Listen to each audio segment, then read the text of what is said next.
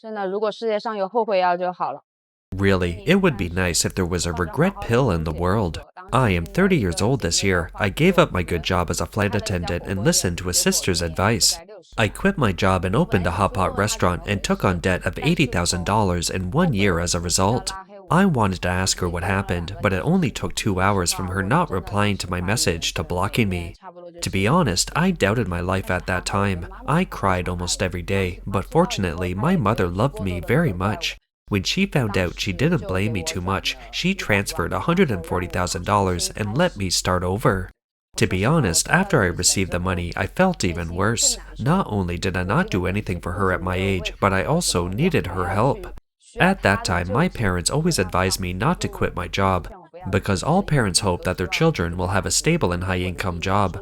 But I was hot-headed and did not listen to them. To be honest, I also regret it, but there is no regret medicine in the world.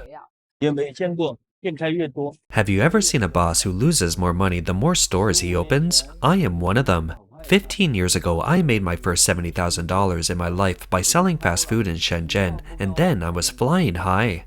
I have a low level of education but wanted to create a brand, and I felt that it was so strong, so I went back to my hometown in Hunan province and created my own barbecue brand. When I was young, I was lucky. The first store I opened was super popular, and I became even more high-flying. You can call me Brother Flying. So I quickly attracted many partners and opened 8 direct stores. 8 stores. Each requires an investment of at least $280,000. Good times don't last long. In 2 years, the daily turnover dropped from $40,000 to less than $4,000, and it ended up with a debt of $420,000. I spent all my savings, maxed out all my credit cards, tried every possible way to save myself, looked for experts to do live broadcasts, and tried all the so-called methods on the market, but to no avail, so I was in debt $420,000. I stayed at home for half a year, numbing myself with alcohol every day.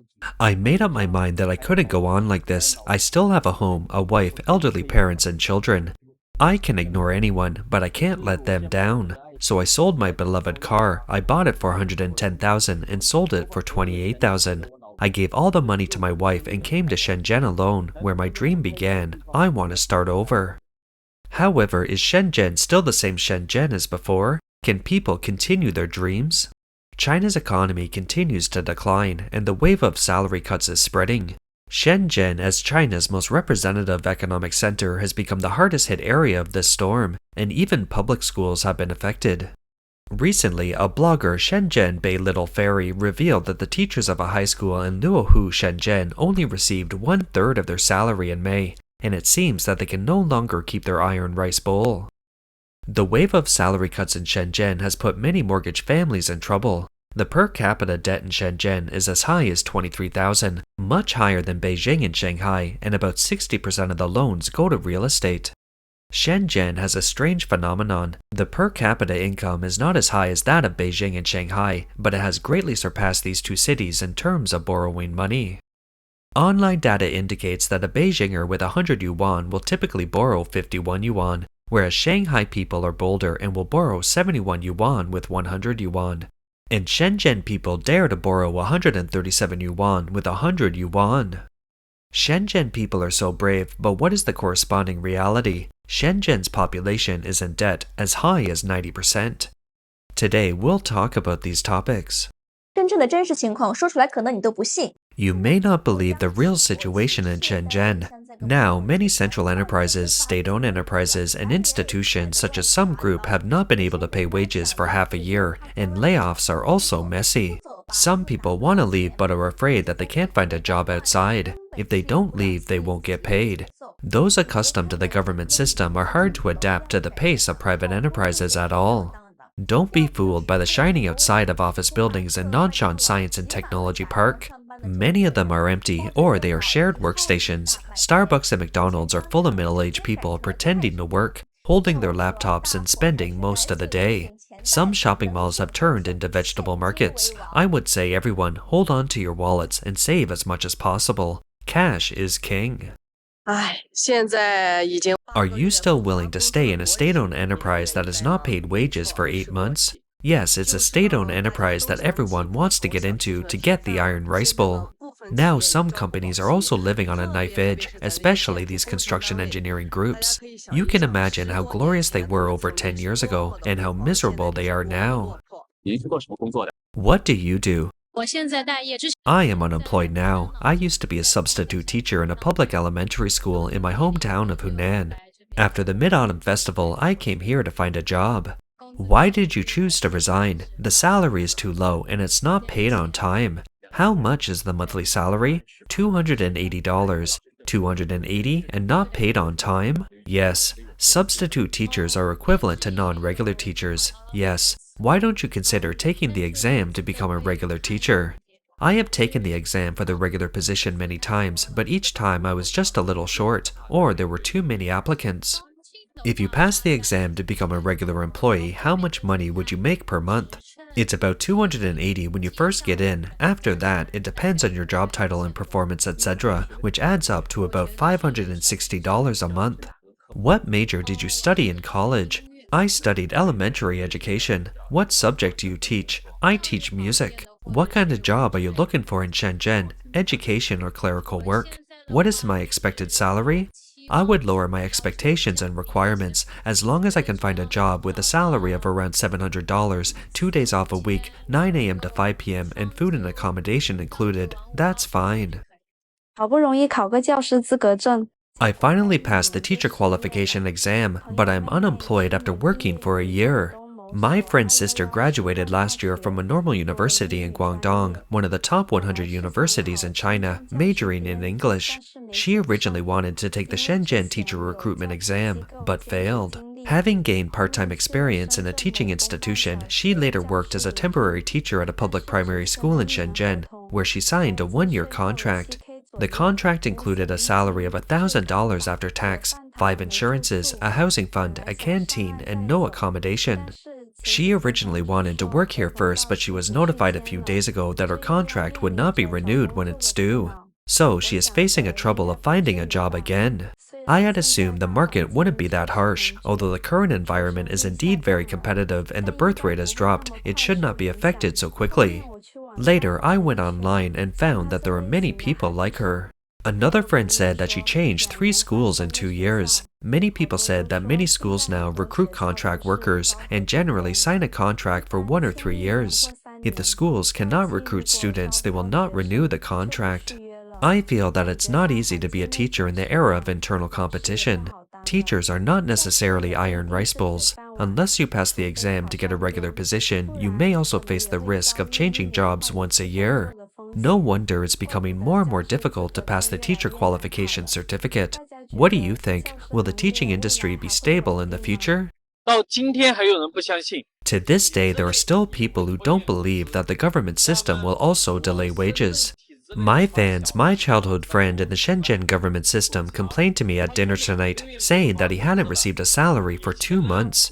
I used to think that government positions were very popular and everyone rushed to get in, just for the sake of a stable income, but now the salary is hanging.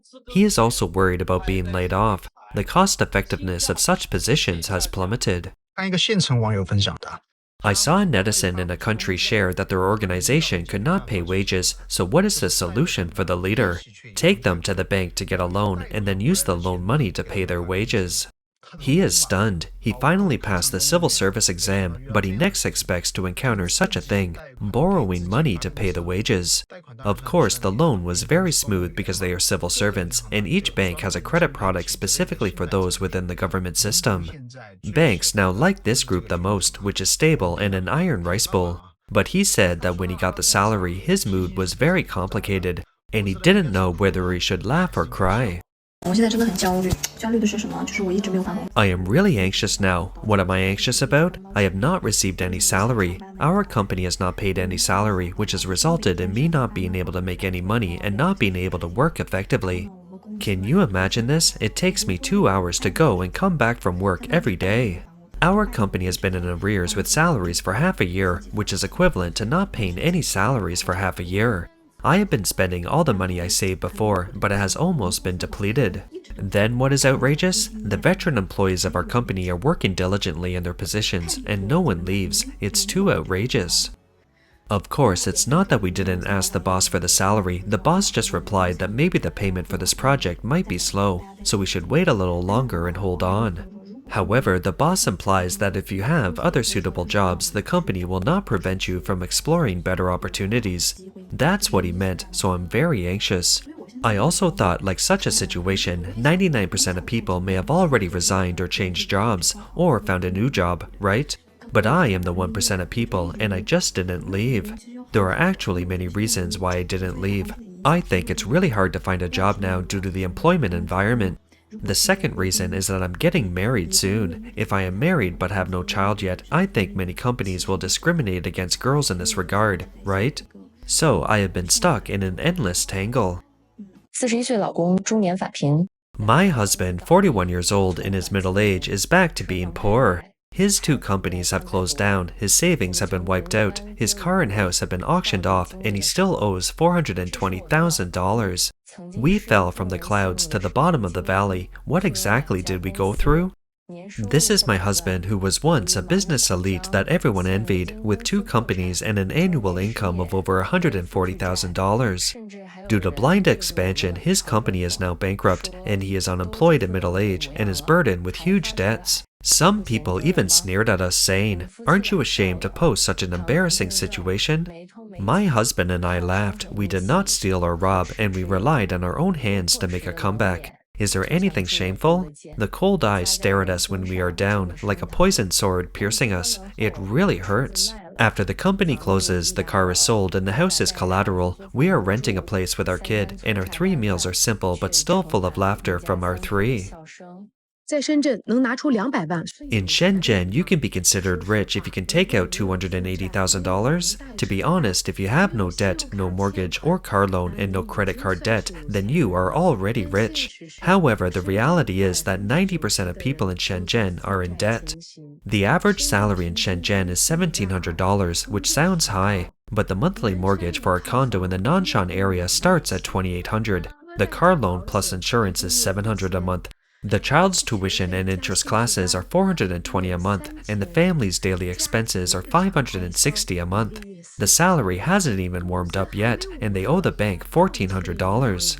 Let alone $280,000, many people can't even take out $28,000 in savings. Shenzhen's post-90s and post-2000s look at the luxury cars and mansions on the streets and think that there is gold everywhere. But in fact, many people are robbing Peter to pay Paul, using credit to make ends meet, using credit cards and Huabei to support life. The self-media are promoting every day that the average annual salary in Shenzhen is $140,000. But the reality is that the monthly salary of $1,400 has exceeded 60% of Shenzhen people. 当深圳的医院开始降薪，这意味着什么呢？ When hospitals in Shenzhen start to cut salaries, what does it mean? I saw a report today saying that hospitals in Shenzhen have started to cut salaries. In the comment area below, some netizens said that the Hong Kong University Hospital, the Second Hospital, the People's Hospital, etc. in Shenzhen have all cut salaries to varying degrees. I also specifically asked my medical friends in Shenzhen to dig more. Although the physical feeling is not obvious, it's still there. You know, in the southern China area, especially in Shenzhen, which has always been a high-paying place in the medical circle of our country, it suddenly began to decline, which is worrying. This netizen said that the hard days of hospitals are really about to begin. Now, they are cutting salaries, and in the future they are likely to lay off employees.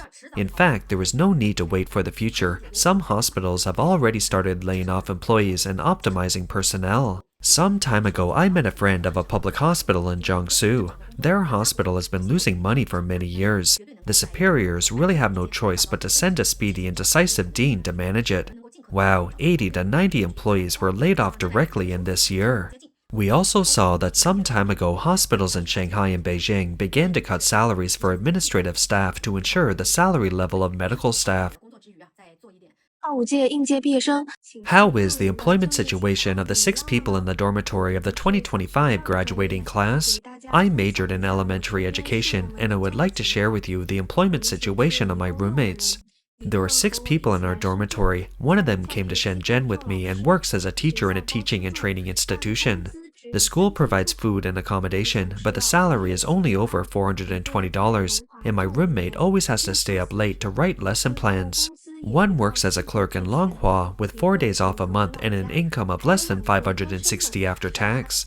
One chose to return to the hometown, and 2 junior college graduates have been admitted to undergraduate programs majoring in the Chinese language.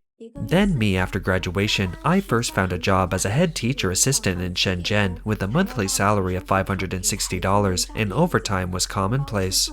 Every morning at 7 o'clock, I had to go to the student dormitory to braid the children's hair. Food and accommodation were not provided, and the rent was $130. I really don't know how I persisted at the beginning. Later, I decided to resign and learn shooting and editing to improve myself. Only then did I change careers and find the current job with a monthly salary of $1,000.